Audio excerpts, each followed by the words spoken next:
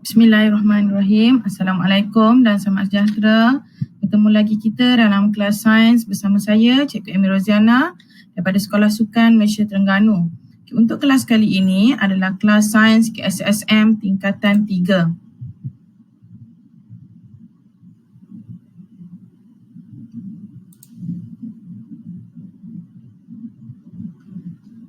Okey, kita masih lagi dalam bab yang pertama iaitu rangsangan dan gerak balas. Untuk kelas hari ini kita akan belajar tentang organ yang ketiga iaitu hidung, kulit dan juga lidah. Kita telah selesai pada kelas yang lalu untuk organ mata dan juga telinga. Jadi kita teruskan dengan hidung, kulit dan juga lidah. Di akhir pembelajaran, atlet murid seharusnya boleh melakar struktur organ deria iaitu hidung, kulit dan juga lidah dan menerangkan fungsi serta kepekaannya terhadap rangsangan. Kita pergi kepada organ yang pertama iaitu hidung. Di sini adalah struktur hidung manusia iaitu di sini merupakan lubang hidung.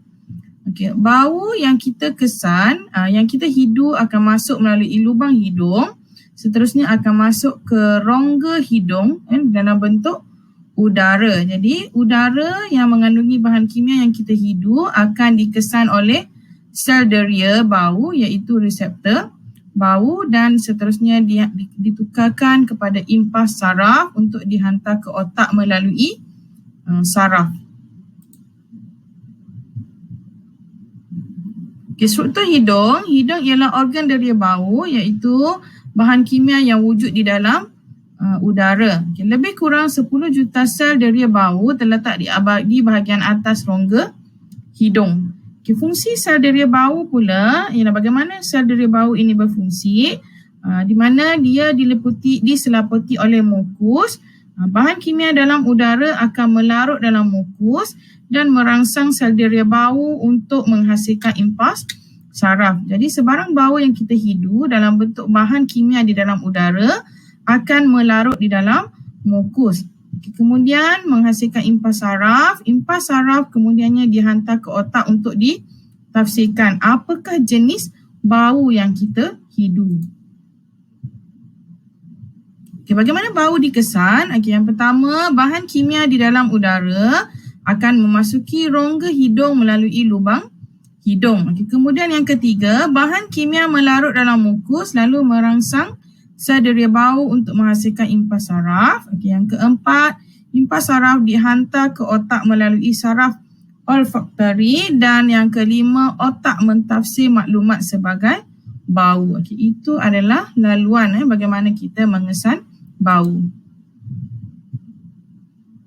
Quiz time. Soalan yang pertama, sebutkan 4 struktur hidung manusia. Yang ni salin soalan, tulis dalam buku ataupun kertas, kemudian tuliskan jawapan. Sebutkan 4 struktur yang terdapat dalam hidung manusia.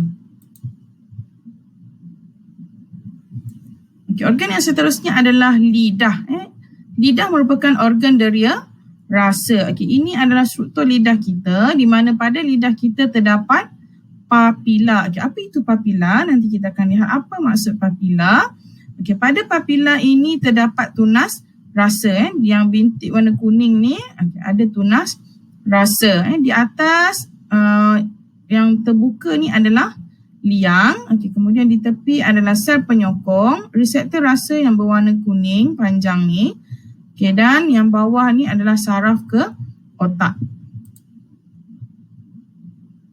Kawasan berbeza pada lidah lebih peka terhadap rasa tertentu. Kita lihat yang pertama, rasa pahit di bahagian atas yang berwarna kelabu. Rasa masam yang warna hijau di bahagian tepi bahagian atas. Rasa manis di bahagian hujung lidah.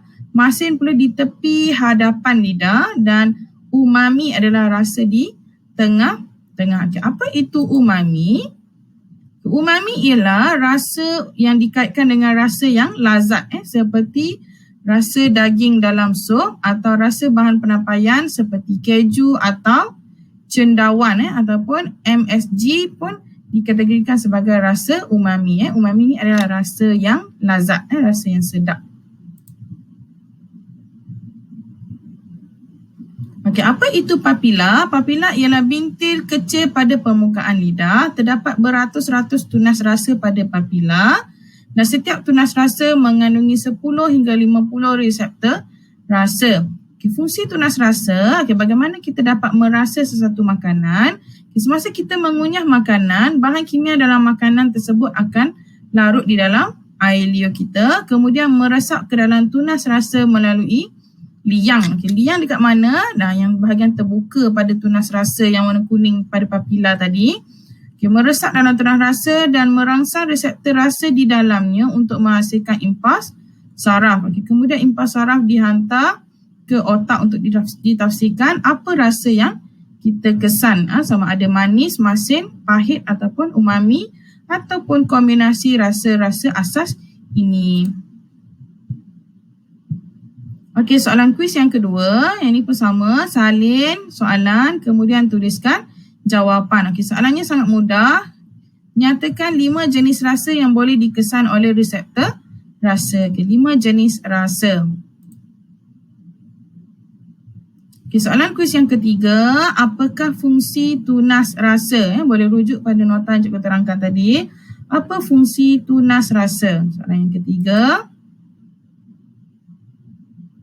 Okay, kita pergi pada organ yang seterusnya iaitu kulit. Okay, kulit manusia terdiri daripada 3 lapisan utama iaitu yang pertama adalah epidermis iaitu lapisan nipis di bahagian luar. Okay, bahagian dalam pula dikenali sebagai dermis, lapisan bahagian dalam dermis, dan lapisan yang ketiga adalah lapisan lemak. Okay, di mana kedudukan dermis, epidermis dan lapisan lemak? Okay, kita tengok pada bahagian struktur kulit. Okay, lapisan epidermis adalah lapisan paling atas. Okay, lapisan kedua adalah dermis dan lapisan yang bawah berwarna kuning bulat-bulat tu adalah lapisan lemak. Okay. Kulit merupakan organ deria sentuhan dan merupakan organ deria paling besar dalam badan manusia. Kita dapat 5 jenis reseptor pada struktur kulit kita iaitu reseptor yang paling atas sekali adalah reseptor sakit. Okey, reseptor sakit ni mengesan rangsangan yang menyebabkan kulit kita terasa sakit. Okey, yang paling bawah sekali adalah reseptor tekanan. Okey, di tengah-tengah ada reseptor sejuk, reseptor haba dan juga reseptor sentuhan.